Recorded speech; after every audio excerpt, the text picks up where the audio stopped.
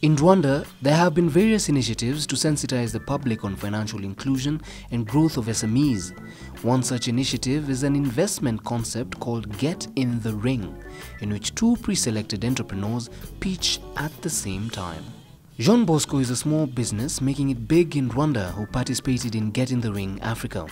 He is the founder of Habona Limited, an SME that builds simple household biogas plants and currently has over 1,000 people contracted. The most pressing problem that we have is that we are undercapitalized.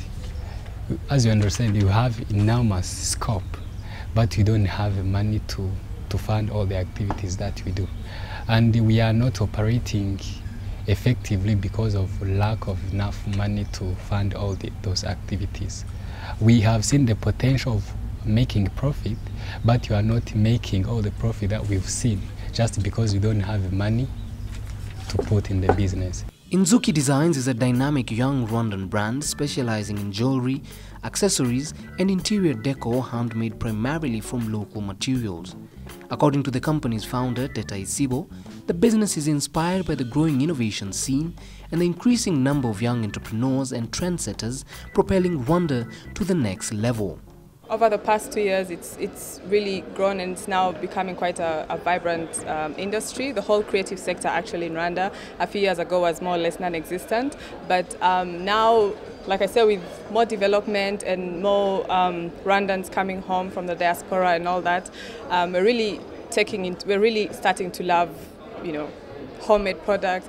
By 2063, I would like to see an Africa with non-tariff barriers, with limited or zero corruption, and with leaders that have encouraged us and seen us being innovative, an innovative continent. I'd really love to see an innovative continent.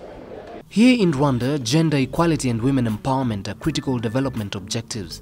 Women entrepreneurs are a growing economic force, with 34% of firms worldwide having female participation in ownership, and yet women access a limited share of procurement opportunities. Women small and medium enterprises make up half of our small and medium enterprises, and small businesses make up 80 to 90% of our economies.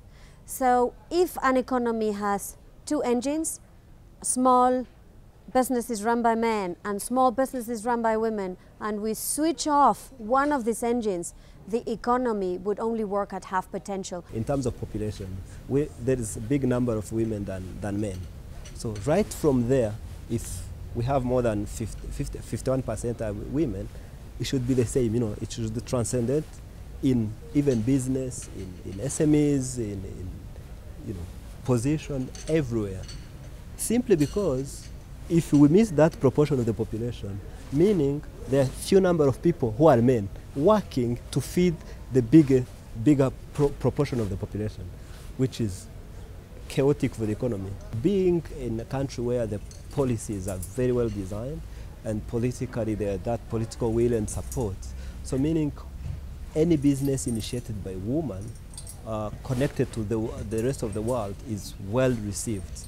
As equality constantly remains a development priority, the World Export Development Forum highlighted diversification of sourcing and the advantages of buying from women-owned businesses. The World Export Development Forum has also been combined with the Women Vendors Exhibition and Forum.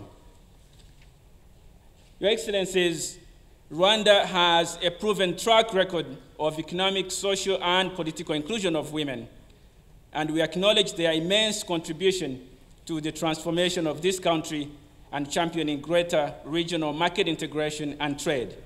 The key factor to access a market is really the standard. It's really not anymore accessing the market, but really the type of produce you produce, the type of specification, the standard, the SPS that you need to ensure in order to penetrate any market.